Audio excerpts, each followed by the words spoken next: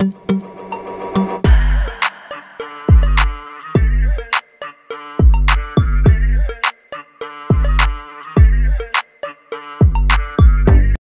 शुद्ध तुझ गोष्ट हाय पृथ्वी मोलाची, हा पृथ्वी मोलाची, हाय पृथ्वी मोलाची. मन शुद्ध तुझ गोष्ट हाय पृथ्वी मोलाची.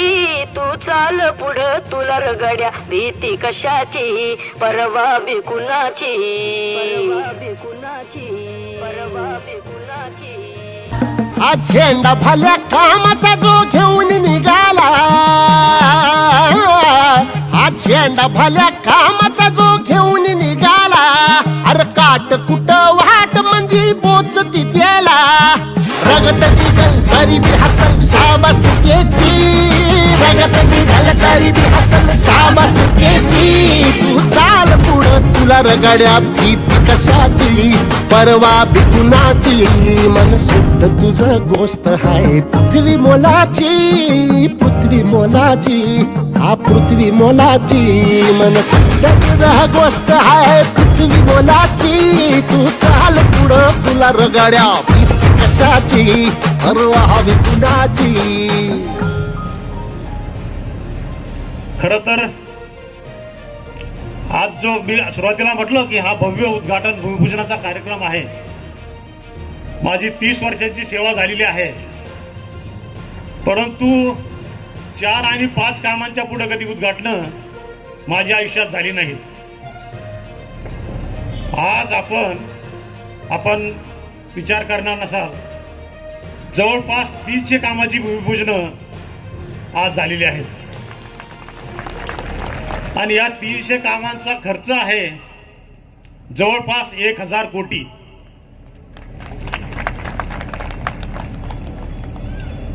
या 4 अंकी आकड्याला 1000 कोटी कामाचे उद्घाटन फक्त मेट्रो सिटीमध्ये होऊ शकतात. मग मुंबई महानगरपालिका असेल, पुणे, पिंपरी चिंचवड, नागपूर. परंतु आदरणीय मंत्री महोदयांच्या मार्गदर्शनाखाली आणि प्रयत्नातून फार मोठा निधी आपल्या शहरासाठी मिळालेला आहे. आणि त्या सर्व कामांचा आज इथं उद्घाटन माननीय मंत्री महोदयांच्या शुभ हस्ते झालेला आहे. या ठिकाणी उपस्थित असलेल्या आणि मालेगाव शहराचा आणि तालुक्याचा मोठ्या प्रमाणात विकास करणारे कार्यसम्राट महाराष्ट्र राज्याचे सार्वजनिक बांधकाम मंत्री आणि नाशिक जिल्ह्याचे पालकमंत्री श्री दादासाहेब भुसे, या ठिकाणी उपस्थित असलेले मालेगाव शहराचे आयुक्त श्री रवींद्रजी जाधव, संजयजी दुसारे, श्री मनोहर बापू वच्छाव, त्याचबरोबर आर.के. अण्णा, श्री नंदुतात्या सोयगावकर, श्री गुप्ताजी, भारतजी चव्हाण, श्री दादाबाबा आले, त्याचबरोबर व्यासपीठावर सर्वच मान्यवर मोठमोठे लोक उपस्थित आहेत. त्यामुळे मी सर्व व्यासपीठ असं म्हणतो. आणि गेल्या 3-4 वर्षापासून आपण जी कामांचा धडाका दादासाहेबांचा पाहिलेला आहे की नुसतं शहरात नाही, ग्रामीण भागात सुद्धा बऱ्याच गोष्टी झाल्या. MIDCचं या 4-5 वर्षामध्ये पूर्ण काम जवळजवळ इन्फ्रास्ट्रक्चर पूर्ण झालेलं असून त्या ठिकाणी कारखाने सुद्धा सुरू झाले आहेत पश्चिम MIDCचे. आणि बऱ्याच ठिकाणी नवीन प्रोजेक्ट आता येऊ घातलेले आहेत. त्याचप्रमाणे आपण राहुरी कृषी विद्यापीठाच्या अंतर्गत नागपूर रस्त्याला जर पाहिलं तर 5 कॉलेजेस ॲग्रिकल्चरचे वेगवेगळ्या प्रकारचे त्या ठिकाणी सुरू होत आहेत. मोठ्या प्रमाणात बांधकाम चालू आहे. त्यामुळे या 3-4 वर्षामध्ये जो धडाका कार्यक्रमांचा आणि उद्घाटनाचा आणि विकास कामांचा लावलेला आहे तो खरोखर आश्चर्यकारक आहे. आत्तासुद्धा आपण सर्वजण प्रतीक्षा ज्याची करतो ती भूमिगत गटार योजना, तिचं पण या ठिकाणी उल्लेख आहे. पाण्याच्या योजनांचे उल्लेख आहे. मालेगावच्या गुन्हेगारीला आळा घालण्यासाठी 115 CCTV कॅमेरे त्या ठिकाणी ते लावले जात आहेत. आणि एकूणच जाधव साहेबांनी सगळं कारवा आपल्याला सांगितली. कामं इतकी आहे, लिस्ट आहे की ते आपण कुणी सांगू शकणार नाही आपल्या लगेच एका भाषणामध्ये. त्यामुळे या 3-4 वर्षामध्ये जी जोरात प्रगती आणि जोरात आपल्याला जी विकास कामं मिळाली त्याबद्दल मी दादासाहेबांना या ठिकाणी धन्यवाद देतो. आणि कार्यक्रमाला उशीर झालेला आहे त्यामुळे मी आता जास्त बोलत नाही, मी या ठिकाणी थांबतो. जय हिंद, जय महाराष्ट्र. छत्रपती शिवाजी महाराज की जय. शिवाजी. आजचा अतिशय शुभ दिवस मालेगाव शहराच्या विकासाच्या दृष्टिकोनातून एक मालेगावचं चित्र बदलणारा कार्यक्रम तुमच्या सर्वांच्या उपस्थितीमध्ये तुमच्या सर्वांच्या आशीर्वादाने संपन्न होतो आहे आणि तत्कालीन नगरविकास मंत्री महोदय एकनाथजी शिंदे साहेबांना मालेगावच्या विकासाच्या साठी आपण 100 कोटी रुपयांच्या पॅकेजची मागणी केली होती. आपण बघत असाल त्या 100 कोटी रुपयांच्या विकास कामांच्या माध्यमातून आपल्याला मालेगावच्या विकासाचे चित्र बदलताना तुम्हाला दिसत असेल. अगदी मालेगाव शहरामध्ये प्रवेश करीत असतानाच गिरणा पुलाच्या पासूनचा कॉन्क्रीट रस्ता असेल, मग कॉलेज स्टॉपच्या पासून कॅम्पकडे जाणारा रस्ता असेल, अगदी सोयगावचा रस्ता असेल, मोसम नदीवरचे पूल असतील, सांडवा पूल असेल, द्याण्याचा पूल असेल आणि शहराच्या इतरही भागामध्ये जी काही विकासाची कामं आहेत ती त्या 100 कोटी पॅकेजमधून संपन्न होत आहेत. शहराच्या पश्चिम भागामध्ये मोठ्या प्रमाणात कामं होत असताना शहराच्या पूर्व भागामध्ये सुद्धा त्या 100 कोटीतनं काही निधी आपण त्या ठिकाणी दिलेला आहे. आणि म्हणून ही विकास कामं संपन्न होत असताना आपण बघितलं असेल की माननीय मुख्यमंत्री महोदय एकनाथजी शिंदे साहेबांनी मुख्यमंत्री पदाची जबाबदारी स्वीकारल्याच्या नंतर त्यांनी जेव्हा राज्यव्यापी संपर्क दौरा सुरू केला त्याची सुरुवात सुद्धा आपल्या मालेगावच्या पासून केली होती. ते आपण सगळ्यांनी बघितलेलं आहे. आणि त्या दौऱ्याची सुरुवात होत असताना मालेगावकरांच्या वतीने काही मागण्या आपण त्यांच्या समोर ठेवल्या होत्या. त्या प्रमुख मागण्यांच्या पैकी एक प्रमुख मागणी आपली होती की मालेगाव शहराच्या आरोग्याच्या दृष्टिकोनातून भूमिगत गटार अंडरग्राउंड ड्रेनेज सिस्टम झाली पाहिजे. काही भागामध्ये पिण्याच्या पाण्याच्या अडचणी आहेत आणि आता जसं आयुक्त साहेबांनी सांगितलं की तळवाडे धरणाच्या पासून तर मालेगावच्या बस स्टँडच्या पाठीमागच्या फिल्ट्रेशन प्लांट पर्यंतची जी जुनी पाईपलाईन आहे त्या जुन्या पाईपलाईनचं वयोमान 40 वर्षाच्या पेक्षा जास्ती झालं. सिमेंटची पाईपलाईन आहे आणि म्हणून काही भागामध्ये नवीन वसाहती झाल्या त्या भागामध्ये पिण्याच्या पाण्याची व्यवस्था झाली पाहिजे. आपण बघितलं असेल की अनेक कॉलन्यांमध्ये शोष खड्डे आता दर 1-2 वर्षाने त्या ठिकाणी 10-20 हजार रुपये खर्च करून त्या भागातल्या नागरिकांना ते शोष खड्डे दुरुस्त करावे लागतात. काही ठिकाणी भुयारी गटार नाही, काही ठिकाणी ओपन गटारी आहेत तर त्याच्यातनं दुर्गंधी निर्माण होते. आणि म्हणून आपण सगळ्यांनी मागणी केली होती की भुयारी गटार त्या ठिकाणी मालेगाव शहराच्या साठी झाली पाहिजे. मला आपल्याला सगळ्यांना सांगायला आनंद होतो की मालेगावच्या भुयारी गटारीच्या साठी आणि मालेगावच्या पिण्याच्या पाण्याच्या योजनेच्या साठी साधारणतः भुयारी गटारसाठी 500 कोटी रुपये आणि पिण्याच्या पाण्याच्या योजनेसाठी 150 कोटी रुपये अमृत योजना टप्पा 2 मधून आपल्या मालेगाव शहराला मान्यता मिळाली. अमृत योजना म्हणजे महापालिका 33%, राज्य सरकार 33% आणि केंद्र सरकार 33%. या निमित्ताने मी राज्य सरकारचं आणि केंद्र शासनाचं सुद्धा आपल्या मालेगावकरांच्या वतीने आभार व्यक्त करतो. आता ही वस्तुस्थिती आहे की साधारणतः ही कामं 4 महिन्यापूर्वीच व्हायला पाहिजे होती, सुरू व्हायला पाहिजे होती. परंतु मध्यंतरीच्या कालावधीमध्ये काही उशीर निश्चितपणे त्या ठिकाणी झाला. मला वाटतं की उशीर झाला हरकत नाही, त्याच्यातनं एक मोठी आर्थिक बचत आपल्या मालेगाव महानगरपालिकेची, आपल्या राज्याची आणि केंद्र सरकारची सुद्धा या निविदा प्रक्रियेच्या माध्यमातून त्या ठिकाणी संपन्न झालेली आहे. आणि म्हणून मालेगाव शहराचं महापालिकेचं जे काही कार्यक्षेत्र आहे, ज्या भागामध्ये पिण्याच्या पाण्याची सुविधा नाही त्या भागामध्ये पिण्याच्या पाण्याच्या पाईपलाईन्स टाकल्या जातील.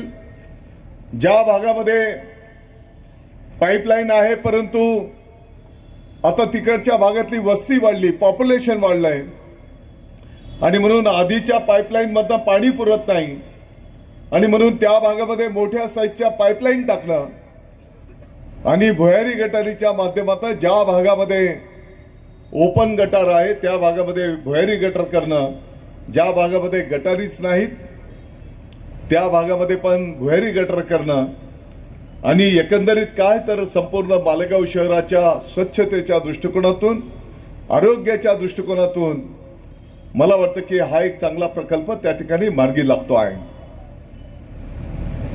इतर यादी मी मोठी आपल्या समोर वाचणार नाही. आताच्या घडीला मालेगाव शहराच्या पश्चिम भागाचं जे काही प्रभाग कार्यालय आहे ते सध्या छावणी पोलीस स्टेशनला लागून असलेल्या आपल्या शाळेच्या कॅम्पसमध्ये आहे. मालेगाव शहरातल्या नागरिकांना महापालिकेशी जे काही कोणाला कर भरायचा असेल, कोणाला काही दाखला हवा असेल तर त्या ठिकाणी पाय ठेवायला सुद्धा जागा नसते आणि म्हणून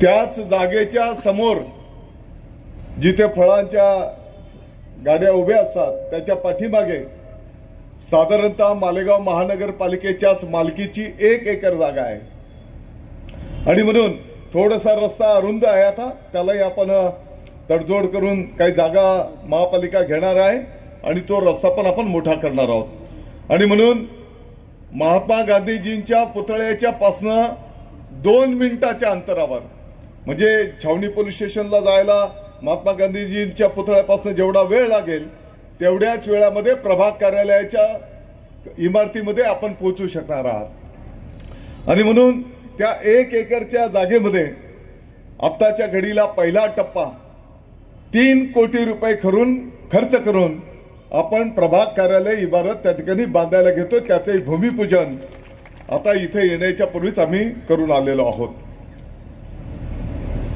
मी जसं बोललो अमृत योजनेच्या माध्यमातून पिण्याच्या पाण्याची जी व्यवस्था करणार आहोत तर तळवाडे धरणाच्या पासून तर फिल्ट्रेशन प्लांट पर्यंत जी काही जुनी सिमेंट पाईपलाईन आहे 40-45 वर्षाच्या पूर्वीची ती पाईपलाईन पण आपण त्या ठिकाणी बदलायला घेतो आहोत. त्याच्यासोबतच आपण जर बघितलं असेल मी तर भरपूर यादी आहे त्याच्यामध्ये मी जाणार नाही परंतु एक प्रमुख काम आपण पाठीमागच्या काळामध्ये काही मोटरसायकल चोऱ्या होतात, काही ठिकाणी तर 4 व्हीलर पण चोरी झाली, काही ठिकाणी महिलांचं जे काही मंगळसूत्र असं चेन स्नॅचिंग करणारे काही बदमाश आहेत आणि म्हणून अशा गुन्हेगारीला आळा बसला पाहिजे यासाठी मालेगाव शहराच्या साधारणतः 35 प्रमुख चौकांमध्ये 115 CCTV कॅमेरे आपण DPDCच्या माध्यमातून मंजूर केलेले आहेत आणि ते CCTV या ठिकाणी अशा वाईट प्रवृत्तीच्या लोकांवर लक्ष देण्याचं काम त्या ठिकाणी करतील आणि मला वाटतं की एक प्रकारे निश्चितपणे गुन्हेगारीला आळा या माध्यमातून बसू शकणार आहे. मोसम नदीमध्ये नदी संवर्धनाचं काम चालू आहे. पहिल्या टप्प्यामध्ये सिव्हिल हॉस्पिटलला जाणाऱ्या पुलापासून तर दत्त मंदिराच्या पर्यंतचा जो भाग आहे मोसम नदीचा प्रमुख भाग त्या ठिकाणी नदी संवर्धनाच्या माध्यमातून दगडी भिंत बांधणं आणि त्याला लागून असलेला रस्ता तयार करणं मला वाटतं की तेही काम त्या ठिकाणी प्रगतीपथावर आहे. मालेगावातील अल्पसंख्याक योजनेच्या माध्यमातून मग रमजानपुराचा भाग असेल, माळद्याचा भाग असेल, आपल्या शहरातला भाग असेल, या ठिकाणी आपण शादी हॉल आणि अभ्यासिका हे सुद्धा प्रकल्प त्या ठिकाणी करायला घेतो आहोत. आणि एकंदरीत काय तर या मालेगावच्या विकासाचं चित्र आपल्याला त्या ठिकाणी बदलायचं आहे. मालेगावच्या आरोग्याच्या दृष्टिकोनातून आपण बघितलं असेल की मालेगाव महानगरपालिकेच्या माध्यमातून वाडिया रुग्णालयाचं काम प्रगतीपथावर आहे. त्याच्यासोबतच अली अकबर रुग्णालयाचं काम मालेगाव महानगरपालिकेच्या माध्यमातून प्रगतीपथावर आहे. त्याला लागूनच द्याणे जो पूल आहे, द्याणे मालेगाव शहराला जोडणारा जो पूल आहे, तिथे नवीन पुलाचं पण जे काम चालू आहे त्याला लागूनच एक साधारणतः 4.25 कोटी रुपये खर्च करून अल्पसंख्याक योजनेच्या माध्यमातून एका हॉस्पिटलचं पण काम आपलं प्रगतीपथावर आहे. कॅम्पामध्ये पण पाठीमागच्या काळामध्ये आपण बघितलं असेल की मॉड्युलर हॉस्पिटलचं एक तातडीने काम आपण त्या ठिकाणी उभं केलेलं आहे आणि अतिशय चांगली सेवा त्या परिसराच्या दृष्टिकोनातून त्या ठिकाणी आरोग्याच्या दृष्टिकोनातून त्या ठिकाणी दिली जात आहे. एकंदरीत काय तर जिल्हा नियोजन असेल, राज्य सरकार असेल, यांच्या माध्यमातून मोठ्या प्रमाणात कामांना आपल्याला मान्यता मिळालेली आहे. आणि म्हणून मी आपल्या सर्वांच्या वतीने माननीय मुख्यमंत्री महोदय एकनाथजी शिंदे साहेब, माननीय उपमुख्यमंत्री महोदय देवेंद्रजी फडणवीस साहेब, माननीय अजितदादा पवार साहेब यांचा संपूर्ण मालेगाव वासियांच्या वतीने आभार व्यक्त करतो की त्यांनी मोठ्या प्रमाणात निधी या ठिकाणी मालेगावच्या विकासाच्यासाठी उपलब्ध करून दिले. खरं म्हणजे हा कार्यक्रम आपण 4 वाजेचा वेळ होता, तांत्रिक कारणास्तव आपण थोडस उशिरा हा कार्यक्रम या ठिकाणी ठेवलेला आहे. नानासाहेब, आज परत मालेगाव वासियांना आनंदाची गोष्ट, दाभाडीचे सरपंच साहेब पण इकडे आलेले आहेत. दाभाडीच्या साठी जे काही पहिलेच ग्रामीण रुग्णालय आहे त्याचं श्रेणीवर्धन करणं म्हणजे अपग्रेडेशन करणं, त्याच्यासाठी साधारणतः 50 खाटांचं हॉस्पिटल महाराष्ट्र सरकारने त्या ठिकाणी मंजूर करून दिला. साधारणतः 59 कोटी रुपयाचं हे हॉस्पिटल आणि पुढच्या टप्प्यामध्ये आणखी ट्रॉमा केअर आपण त्या ठिकाणी सुविधा आरोग्याची निर्माण करतो आहोत. त्याच्यासोबतच मालेगाव वासियांच्यासाठी परत एक आणखी आनंदाची गोष्ट, जे मालेगावचं सिव्हिल हॉस्पिटल आहे ते आत्ताच्या घडीला 200 खाटांचं हॉस्पिटल आहे. आणि आपल्याला माहिती आहे की ज्या पद्धतीने मालेगावमध्ये गोरगरिबांची संख्या आहे आणि म्हणून हे 200 खाटांचं हॉस्पिटल पुरत नाही, तिथे आणखी जास्ती खाटांची गरज आहे, म्हणजे जास्ती बेडची गरज आहे. आणि म्हणून मला आज आपल्याला सांगायला आनंद होतो 200 खाटांच्या हॉस्पिटलचं त्या ठिकाणी 300 खाटांच्या हॉस्पिटलमध्ये रूपांतर करण्याचा निर्णय महाराष्ट्र सरकारच्या सार्वजनिक आरोग्य विभागाने त्या ठिकाणी घेतलेला आहे. आणि साधारणपणे 76 कोटी रुपयाचं हे काम त्या ठिकाणी मंजूर करण्यात आलेलं आहे. आणि म्हणून मला वाटतं की या माध्यमातून आता आणखी 100 खाटांचं हॉस्पिटल त्या ठिकाणी उभं राहील आणि मालेगाव वासियांच्या जे काही रुग्ण असतील त्या रुग्णांना सेवा देण्याचं काम या हॉस्पिटलच्या माध्यमातून त्या ठिकाणी निश्चितपणे संपन्न होईल. या ठिकाणी संवाद साधत असताना जसं आदरणीय सुरेश नाना निकम साहेबांनी उल्लेख केला, मालेगाव शहराच्या बेरोजगारांच्या हातांना काम मिळालं पाहिजे आणि म्हणून आजंगच्या परिसरामध्ये 863 एकर जमिनीवर आपलं MIDC त्या ठिकाणी आकाराला येते आहे. माझी तुम्हाला विनंती असणार आहे जेव्हा केव्हा तुम्हाला वेळ उपलब्ध असेल तर किमान 3 प्रकल्पांना तुम्ही भेटी द्या. MIDC ला भेट द्या. आताच्या घडीला साधारणपणे 3 कारखाने सुरू झाले. एका 100-150 लोकांच्या हातांना काम मिळत आहे. माझा मानस आहे की येणाऱ्या वर्षभराच्या कालावधीमध्ये किमान 25-50 कारखाने तिथे सुरू होतील आणि हजारोच्या संख्येने मालेगावच्या बेरोजगारांच्या हातांना त्या ठिकाणी काम मिळू शकणार आहे. आजन पासून 5 मिनिटाच्या अंतरावर सातमाने रस्त्याला MIDC बघून झाल्याच्या नंतर काष्टी फाट्यावरच्या 5 कृषी महाविद्यालयांच्या कामांना तुम्ही भेट द्या. अर्थात लोकसभेची आचारसंहिता संपली की त्या 5 कृषी महाविद्यालयांच्या पहिल्या टप्प्याचं लोकार्पण सोहळा आपण त्या ठिकाणी संपन्न करणार आहोत. त्याची कामं प्रगतीपथावर आहेत. नाना तुम्हाला कधी जेव्हा वेळ उपलब्ध होईल तर काष्टी फाट्यावरच्या 5 कृषी महाविद्यालयांच्या कामांना तुम्ही भेट द्या. व्यापारी बांधवांना पण माझी विनंती आहे, ज्या पद्धतीने ती कामं आकार घेत आहेत, 650 एकर जमिनीवर आपले 5 कृषी महाविद्यालय, मी अतिशय नम्रतेने आपल्याला सांगू इच्छितो, महाराष्ट्राच्या इतिहासामध्ये एका तालुका पातळीवरच्या गावाला एकाच वेळेस 5 कृषी महाविद्यालय महाराष्ट्राच्या इतिहासामध्ये फक्त मालेगाव भाग्यवान आहे. आणि हे 5 कृषी महाविद्यालय फक्त मालेगाव पुरते मर्यादित राहणार नाहीत, तर नाशिक जिल्हा, धुळे, जळगाव, नंदुरबार या 4 जिल्ह्याच्या शेतकऱ्यांना मार्गदर्शन करणारं केंद्र आणि हजारो शेतकऱ्यांना कृषी क्षेत्राचं ज्ञानदान पवित्र कार्य त्या ठिकाणी संपन्न होणार आहे. आणि ज्या पद्धतीने काम चालू आहे, मला विश्वास आहे की तुम्हाला सर्वांना निश्चितपणे आनंद होईल.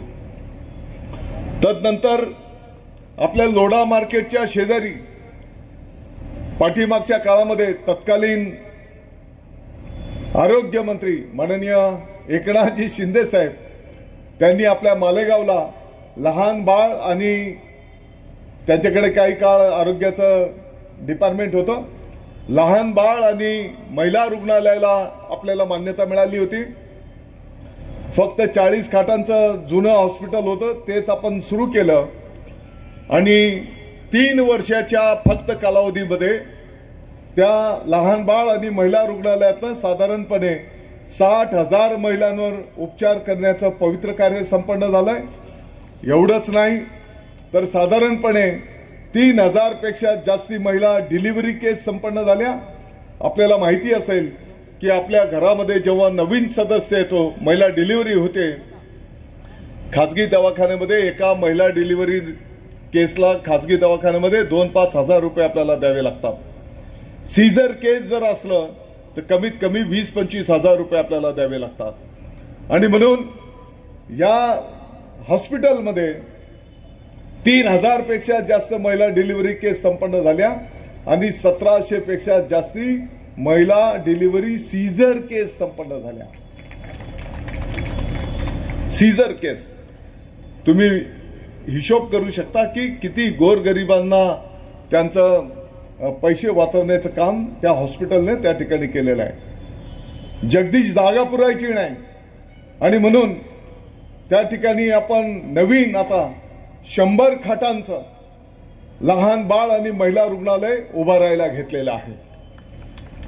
आणि खास करून माझ्या माता भगिनींना विनंती असेल की जेव्हा तुम्हाला वेळ मिळेल तर लोढा मार्केटच्या शेजारीच त्या ठिकाणी काम चालू आहे आणि जास्तीचा वेळ नाही, मला वाटतं की गेलेला आहे,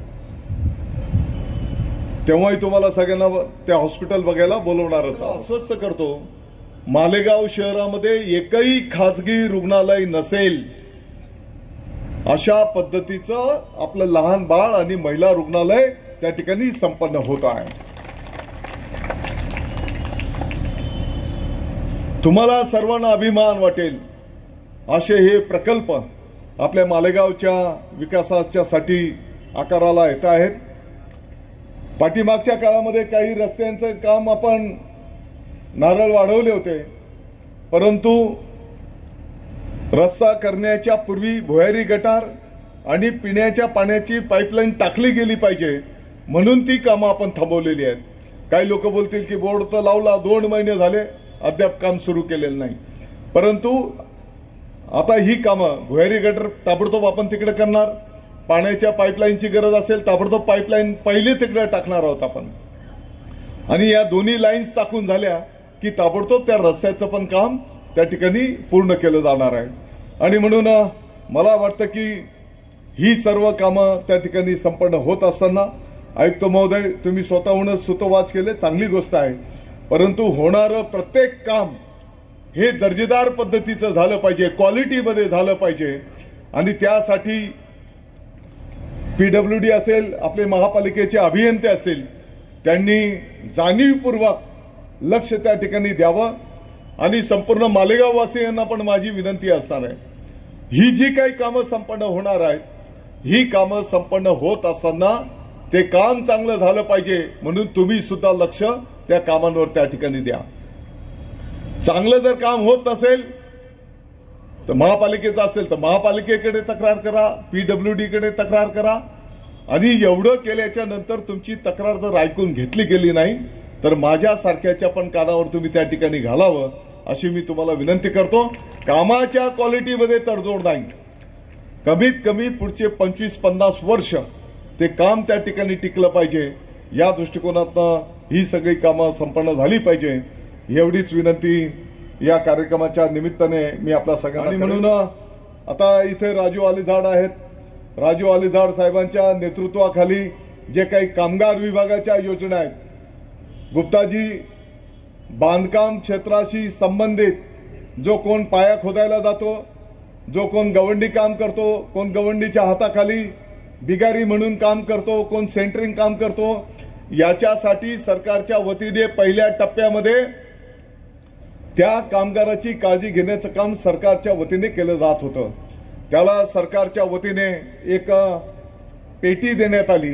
त्या पेटीमध्ये जेवणाचा डबा, त्याच्यासाठी हेल्मेट, त्याच्यासाठी गम शूज, त्याच्यासाठी ते डिजिटल जॅकेट आणि बॅटरी, इतर अनेक साहित्य होतं की त्या कामगाराची काळजी घेण्याचं काम सरकारच्या वतीने केलं जात होतं. आता मला सांगायला आनंद होतो की आपल्या या महायुतीच्या सरकारच्या माध्यमातून त्या कामगारच्या कुटुंबाची पण काळजी घेण्याचं काम आपल्या सरकारच्या वतीने केलं जात आहे. आणि साधारणपणे एक त्याच्या कुटुंबाच्या साठी लागणारे भांडी कुंडी, अगदी ताट वाटीच्या पासून, चमच्याच्या पासून, प्रेशर कुकरच्या पासून टीप पर्यंत एक किती किलो आहे साहेब ते 19 किलो भांड्यांचा सेट त्या ठिकाणी कामगाराला दिला जातो. आपल्याला माहिती असेल की प्रत्येक योजनेचा लाभ घ्यायचा असेल तर त्याच्या कागदपत्रांची पूर्तता करावी लागते. ते जे पात्र लाभार्थी आहेत तरच त्यांना तो लाभ मिळू शकतो. आणि म्हणून शहरातल्या संपूर्ण पदाधिकाऱ्यांनी जीवाचं रान केलं, मेहनत केली. आणि मालेगावच्यासाठी शहर असेल, तालुका असेल, नानासाहेब 6,500 लाभार्थ्यांना या योजनेचा लाभ मिळवून देण्यामध्ये आपण यशस्वी झालेलो आहोत. अजूनही काही लाभार्थी असतील तर येणाऱ्या काळामध्ये त्यांना सुद्धा आपण तो लाभ मिळवून देणार आहोत.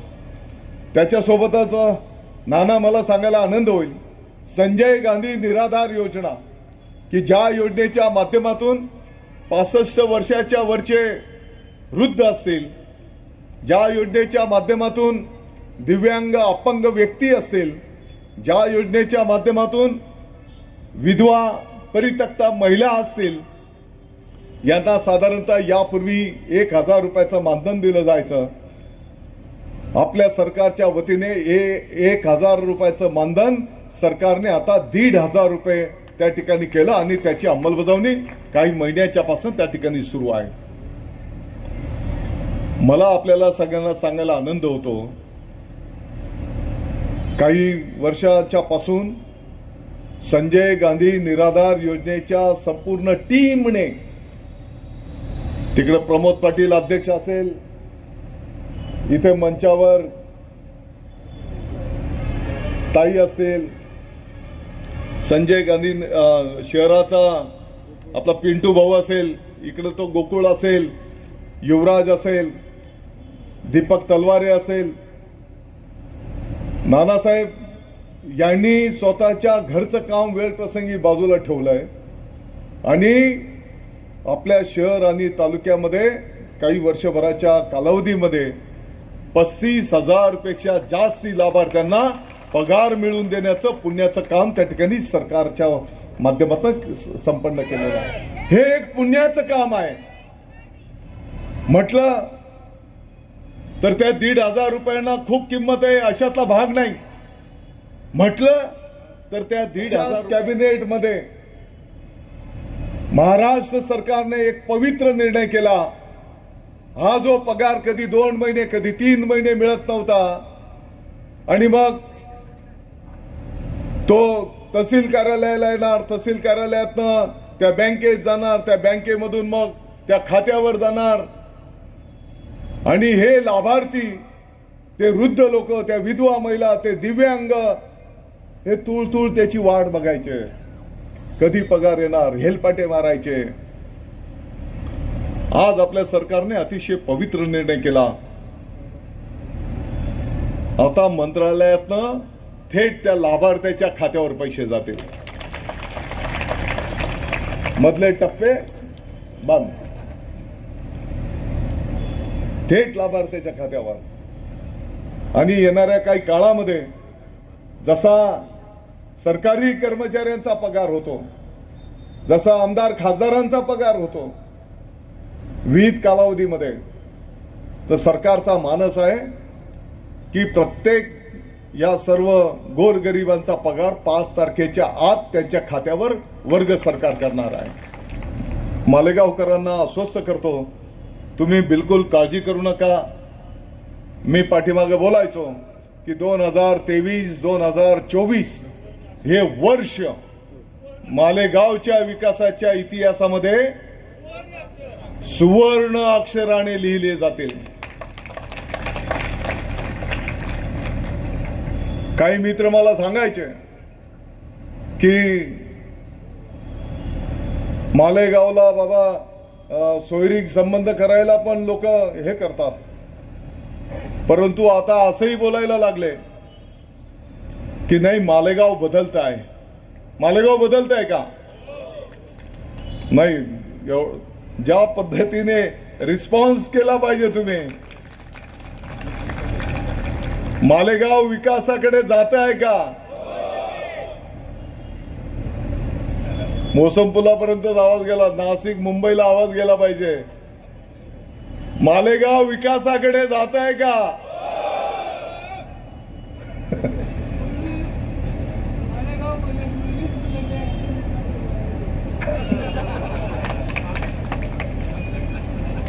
तुम्ही काळजी करू नका.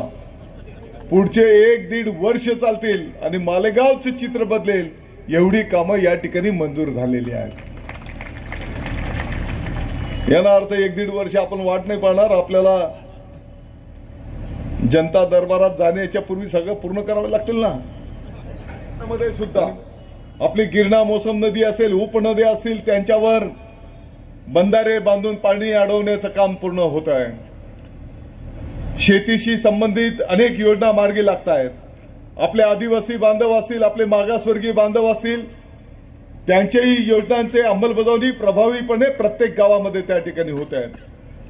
आपल्या शहरामध्ये मानबिंदू भारतरत्न महामानव डॉक्टर बाबासाहेब आंबेडकर साहेबांच्या पुतळ्याचं एक चांगलं सुशोभीकरण आणि डॉक्टर बाबासाहेब आंबेडकर साहेबांचा पूर्णाकृती पुतळा आपल्या मालेगाव शहरामध्ये आकाराला येतो आहे. आपल्या मालेगाव शहरामध्ये छत्रपती शिवाजी महाराजांच्या पुतळ्याचं सुशोभीकरण त्या ठिकाणी आपण करायला घेतो आहोत. तुम्ही बघितलं असेल की जुने जे पूल होते खाली होते, आता त्या पुलांची पण उंची वाढून आपण त्या ठिकाणी तो संपूर्ण परिसर त्याचा कायापालट त्या ठिकाणी करायला घेतो आहोत. आणि म्हणून मालेगाव शहराच्या पूर्व भागातले पण काही बंधू भगिनी आलेले आहेत. नाना पाठीमागच्या काळामध्ये आपल्या मालेगाववर यंत्रमाग बांधवांच्यासाठी काही अडीअडचणी आहेत का, याच्या अभ्यासाच्यासाठी एक समिती नेमली होती आणि त्याची जबाबदारी आपल्या मालेगाववर दिली होती.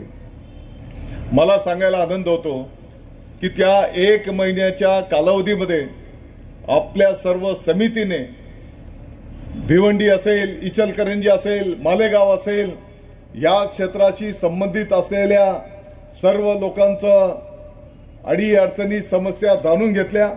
1 महिन्यामध्ये त्याचा अतिशय चांगला अहवाल तयार केला, सरकारला तो सादर केला आणि मला आपल्याला सगळ्यांना सांगायला आनंद होतो की त्या अहवालातली प्रमुख जी आपली मागणी होती त्या मागणीप्रमाणे 27 हॉर्सपॉवरच्या आत त्या लोकांना पॉवरलूममध्ये विजेच्यासाठी 1 रुपया 75 पैसे की 1 रुपया म्हणजे 27 HP खाली आणि 27 HP वर 75 पैसे आणि 1 रुपया सूट मिळाली पाहिजे, ही शिफारस समितीने केली होती.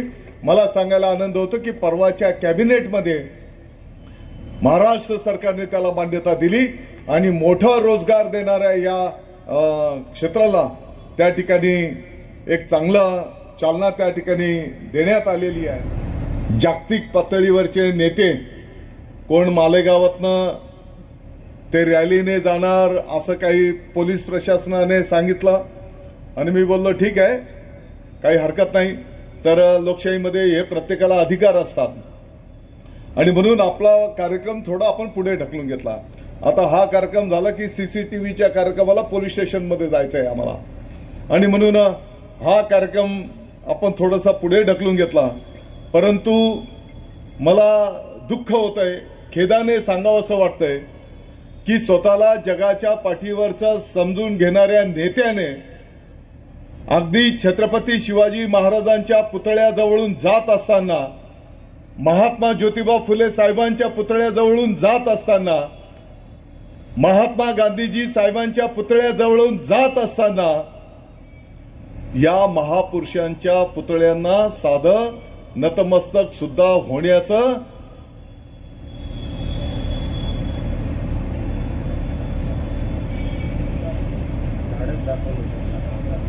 म्हणजे यांची मला कीव करावीशी वाटते.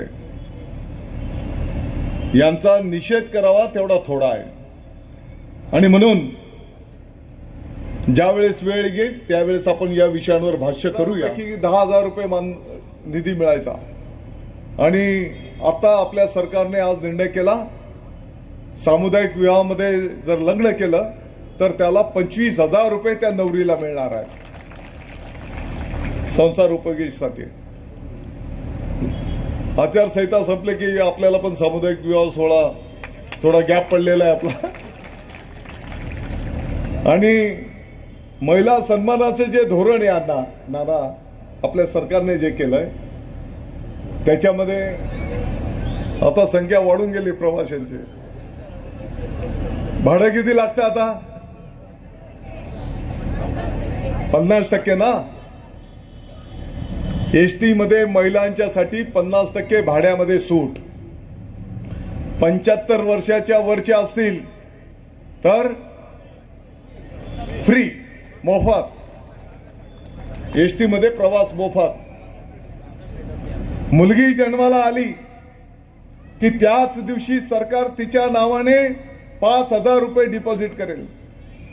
आपली ती कन्या पहिलीत गेली, 6 वर्षाची झाली की तिच्या नावाने 6,000 रुपये टाकले जातील.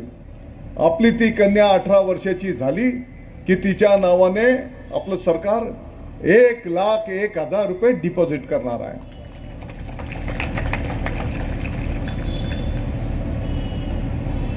परवा एक चांगला निर्णय झाला, महिला सन्मान धोरण. आता प्रत्येकाने त्याचं स्वतःचं नाव, त्या नावाच्या पुढे आईचं नाव, आईच्या नावाच्या पुढे वडिलांचं नाव आणि मग सरनेम.